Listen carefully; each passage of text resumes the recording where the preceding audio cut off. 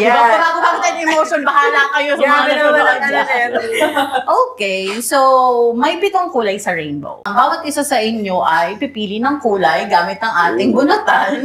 At ang kulay na bubunot ninyo, may representation siya. Like, for example, kung red siya, mainit at intense, gano'n. Yung kulay na mabubunot ninyo ay dapat magre-represent ng kwento or sikreto na ibabahagi ninyo bilang idol. Oh no! Ano sa Sige, bumunot muna kayo. Wala to sa usapan na.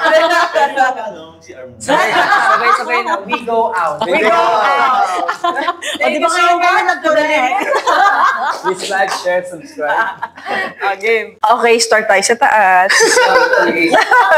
Ako muna. Sige. Anong color yun na? Red. Yung sample mo po. Okay. Mainit at intense na karanasan. Siguro, way back high school life. Ikaw naman, wala pa ayun ako is green, growth and learning experience. Since wala naman ako nun. Wala naman ako nun. Wala akong growth, so wala akong learning experience. Sa akin, indigo. Mysterious or deep secret. Ano?